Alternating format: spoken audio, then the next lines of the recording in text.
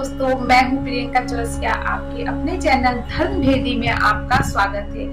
दोस्तों, जैसा कि आपको नवरात्रे में मैंने संपूर्ण पूजा विधि और उसके नियम व्रत की मैंने आपको पहले से ही बता दिया है वीडियो में। उसमें मैंने आपको कहा था कि अखंड ज्योत जलाने के क्या नियम होते हैं और किन नियमों का हमें पालन करना है, वो मैं अपने अगले वीडियो में आपको बताऊंगी।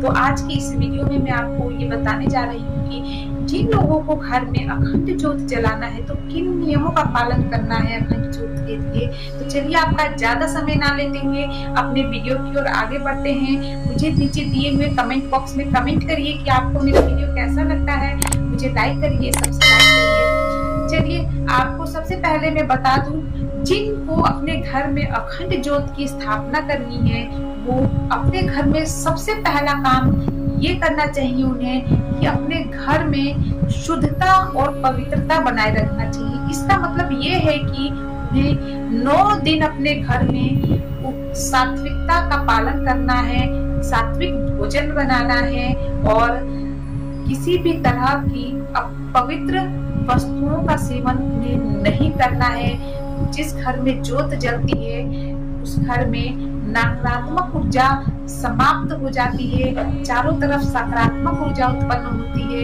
इस तरह से माँ की ज्योत में दैविक शक्ति का रूप होता है जो हमारे घर को शुद्ध करता है। इसीलिए हम सबसे ध्यान रखने वाली बात यह है कि जो हम ज्योत प्रज्वलित करते हैं माँ के सामने, वो मैंने आपको पहले भी बताया था, उसके साथ एक छोटा दिया रख देते हैं। अगर आपका ज्योत किसी कारणवश बुझ गया तो आप उससे परेशान ना हो हवा से और किसी तरह का अपने मन में वहम ना पाले कि हमारा ज्योत बुझ गया। अगर एक बार किसी तरह से वो हवा से बुझ भी गया तो आप आपने जो वो छोटा दिया उसके साथ रखा है, आप उस दिए को जलाकर उस दिए से उसकी अखंड ज्योत की बाती को दोबारा से प्रज्वलित कर दीजिए और माँ से क्षमा मांगिए। हमेशा जब भी दिए में अगर आपको घी डालना है या उसकी बाती बदलनी है तो उस समय आपको हमेशा स्नान करने के पश्चात ही ये काम करना है। चाहे वो आप शाम को करें चाहे दोपहर को करें, आप एक जल से स्नान करने के पश्चात ही उसमें घी डालें और बाती बदलें। और दूसरा ये ध्यान रखना है कि हमें जिनके पास अखंड जो आजकल तो अखंड ज्योति प्रज्वलित कर रहे हैं, हमेशा ईशान कोण में प्रज्वलित करें माँ का स्थान को और ऐसी जगह पे अखंड ज्योति कोशिश करें कि हम स्थापित करें जहां हवा कम आती हो। अगर आप ऐसी जगह पे नहीं कर सकते हैं तो आजकल शीशे का एक कवर आता है, आप उससे ज्योति को भी ढक सकते हैं, यानी उस ज्योत के ऊपर उस शीशे को रख सकते हैं जिससे उस पे हवा नहीं आएगी और सीधे और ज्योत बुझने का डर नहीं रहेगा।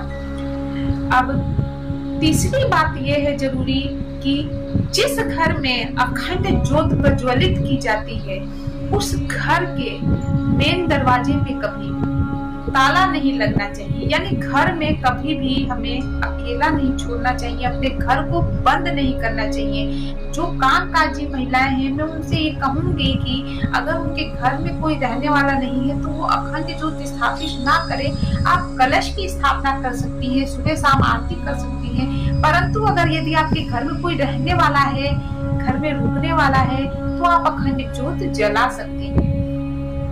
अगर कोई नहीं है तो आप अखंड ज्योत ना जलाएं और माँ का बस कलश स्थापित कर दे, सुबह शाम आरती कर दे, उससे भी माँ प्रसन्न हो जाती है। जिस घर में अखंड ज्योत जलती है हमें उस घर में ताला नहीं लगाना है, किसी न किसी को अवश्य ही उस घर में रुकना चाहिए। और जिसके घर में अखंड ज्योत जलती है उस घर में माँ की एक बार जरूर से कीर्तन कर देना चाहिए, यानी माँ के सामने बैठकर एक किसी अगर आपको गाना नहीं आता तो कोई बात नहीं, माँ के सामने बैठ के माँ का नाम भी आप ले लें तो भी माँ खुश हो जाती है। सुबह शाम आरती करनी है। सुबह शाम जब आप आरती करती हैं तो ये ध्यान रखें कि उस अखंड ज्योत को हमें अपने जगह से नहीं हिलाना है। आप आरती के लिए अलग से ही एक दिया लेंगी और उसमें ही आरती करेंगी।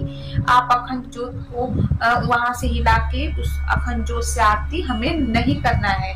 तो कई लोग पूछते हैं कि हमें कैसे अखंड ज्योत को आरती करते समय उठाना है, अपनी जगह से नहीं उठाना है। इसलिए मैंने आपको ये बात बताया है, अखंड ज्योत जलाने के बाद हमें उस अखंड ज्योत को उठाकर कभी भी उससे आरती नहीं करनी है। तो अखंड ज्योत के ये नियम थे, मैंने आपको बता दिया। अखंड ज्योत जो घी के दिए का जलाता है वो हमेशा माँ के मूर्ति की दाईं तरफ जलाए, और अगर किसी को तेल का दीपक जलाना है तो वो माँ की मूर्ति के दिए हमेशा बाएं तरफ जलाए। ये मैंने अपने पहले वीडियो में भी आपको बताया है। अगर और किसी भी प्रकार की आपको ये शंका है कि हमें ये चीज पूछना है कि अखंड ज्योत के बारे में, तो आप मुझसे पूछ सकती हैं। जितना हो सकता था अखंड ज्योत के बारे में मैंने वो आपको जानकारी दे दी।